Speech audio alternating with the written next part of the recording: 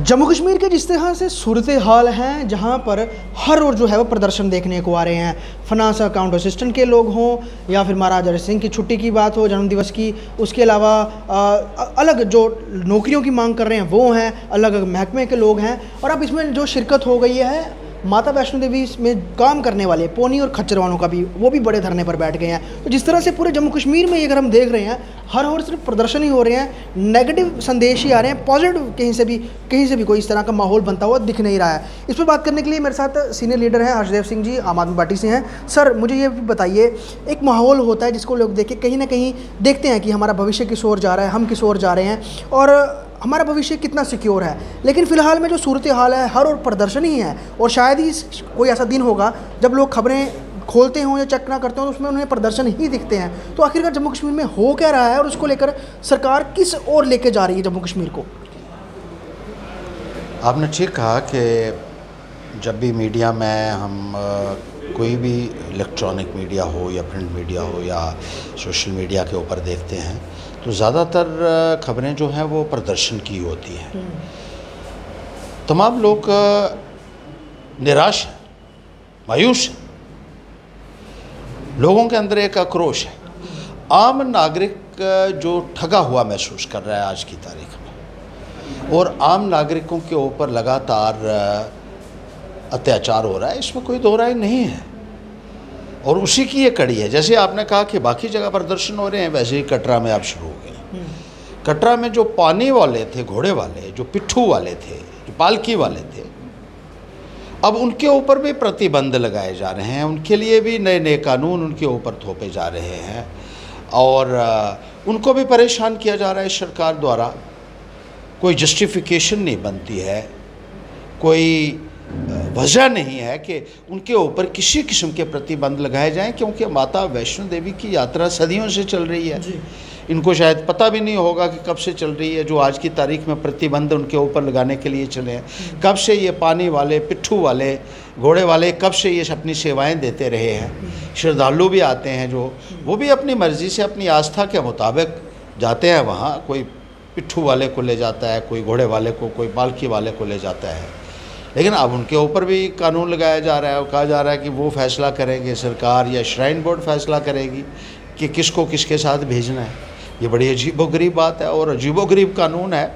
और ऐसा हमने आज तक कभी नहीं देखा कि जब आस्था की जगह पे भी जाना हो तो घोड़े वालों के ऊपर आप इस किस्म के प्रतिबंध लगाएं कि अब आप फैसला करेंगे कि कौन सा घोड़े वाला जाएगा और कौन सा नहीं जाएगा।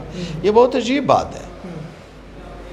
गरीब आदमी की जो रोज़ी रोटी है उसके साथ भी अगर आप इस तरह से छेड़छाड़ करें।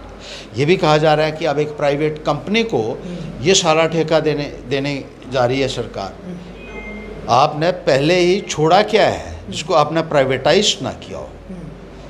आपने सरकार की जो धरोहरें थी वो पहले ही सरमाएदारों के हवाले कर दी, बेच दी, ठेके पे दे दी, उनको प्राइवेटाइज कर दिया। अब गरीब की रोज़ी भी आप जो है वो प्राइवेट लोगों के हाथ में दे देना चाहते हैं कि वो फैसला करेंगे। ज़िला रियासी के हज़ारों लोगों का रोज़गार जो है इस पूरे व्यवसाय से चलता है। खच्चर वाले हो गए, पिट्ठू हो गए, पोर्टर्स हो गए, ये सब। लेकिन इतनी बड़ी आबादी को, क्योंकि उन्हें तो वो लोग दिख रहे हैं ना, बट उनके पीछे जो परिवार हैं, उनके बच्चे हैं और कितने दूर दराज पहाड़ों से वो लोग आके काम करते हैं, उनकी एक संख्या शायद श्राइन बोर्ड देख नहीं रही है। और जिस तरह से एक पूरा समीकरण बदलने की कोशिश हो रही है कि चीज़ों में बदलाव लाया जाए, चेंजेस लाई जाए और बेहतर से बेहतर करने के लिए, तो आपको लगता नहीं कि इसको लेकर श्राइन बोर्ड को यकीनन उनसे पहले जो है या फिर उनको कॉन्फिडेंस में रख के कोई डिसीजन लेना चाहिए था? देखिए, बिल्कुल आप ठीक कह रहे हैं। सिर्फ ज़िला रियासी ही नहीं, ज़िला उधमपुर से, ज़िला सांबा से, ज़िला कठुआ से, ज़िला रामबन से और अलग अलग ज़िलों और तहसीलों से लोग वहाँ हैं और लाखों लोगों के परिवार जो है वो निर्भर हैं। माता की कृपा से उनका जो रोज़ी रोटी का गुजर बसर हो रहा है, लेकिन ये उसमें भी अपनी जो है वो मुदाखलत करना चाहते हैं। ये आज तक हमने कभी नहीं देखा कि इस किस्म के फ़ैसले कभी लिए जाते रहे हों। और ये कहा जा रहा है, आपने देखा होगा कि अखबारों में ये निकला है कि किसी प्राइवेट कंपनी को ये ठेका देने की बात की जा रही है।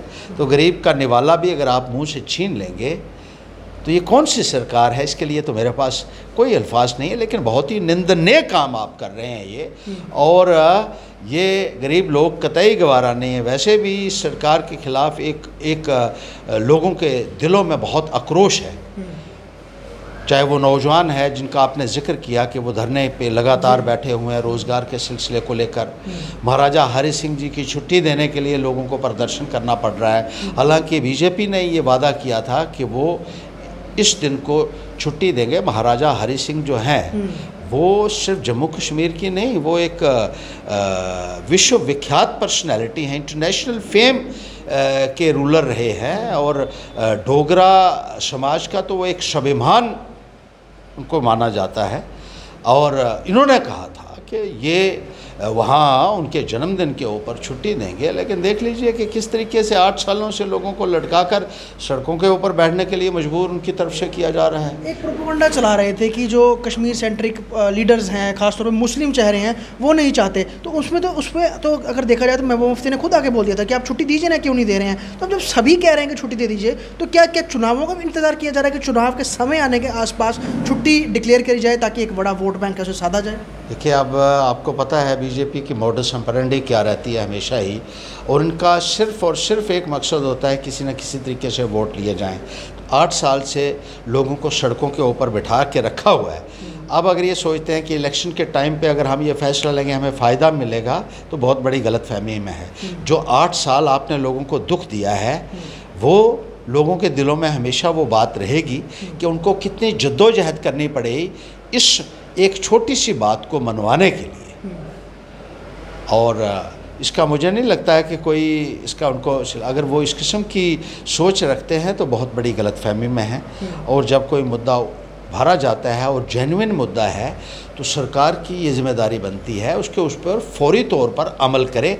उसी को एक वेलफेयर स्टेट कहते हैं, जो हमारा संविधान कहता है कि हमारा जो सोशलिस्ट सेक्युलर डेमोक्रेटिक रिपब्लिक जिसे हम कहते हैं, उसके यही मायने हैं कि लोगों की मुश्किलात जब आती है तो सरकार सीधी आए और लोगों की उन समस्याओं का समाधान करें, लोगों के साथ मिलकर, लोगों को कॉन्फिडेंस में लेकर, और कोई ऐसा कानून ना थोपे जो लोगों की एस्पिरेशंस के अगेंस्ट हो, उनके विरुद्ध हो।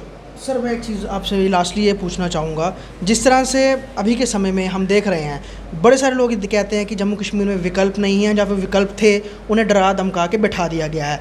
आम आदमी पार्टी जिस तरह से उभर के आई है, आप तमाम लोग, आपकी लीडरशिप जो है वो आगे बढ़ रही है, तो एक विकल्प तो जम्मू कश्मीर को मिला है, लेकिन जिस तरह से परिस्थितियों को उनका इस्तेमाल करना, एजेंसीज़ का इस्तेमाल करना और चुनावों के समय में एक अलग ही रंग देकर चुनावों को लड़ा जाना, उसके लिए आम आदमी पार्टी कितनी तैयार है जम्मू कश्मीर के लिए? देखिए, बिल्कुल तैयार है। हम तो एक एक मुद्दे को उभार रहे हैं, जो लोगों के मुद्दे हैं बेखौफ होकर हम उनको उभार रहे हैं। जो भ्रष्टाचार है इनका, उसको उजागर कर रहे हैं। जो बेरोज़गारी का मुद्दा है, एक बहुत बड़ा मुद्दा है, उसको उजागर कर रहे हैं और नौजवानों के साथ शाना बिशाना खड़े हैं। हमने साबित करके दिया है कि नौजवानों के हित के लिए हम काम करने वाले लोग हैं। और इसी तरीके से जो दूसरे विकास के मुद्दे हैं, एक एक करके हम उनको उभार रहे हैं और आम आदमी की बात कर रहे हैं। भारतीय जनता पार्टी सरमाएदारों की बात करती है, आम आदमी पार्टी आम जनता की बात करती है, गरीब लोगों की बात करती है, दबे कुचले की बात करती है, जो डाउन ट्रॉडन है, जो मार्जिनलाइज्ड सेक्शंस हैं, उनकी बात करती है, ताकि उनको भी इंसाफ मिल सके।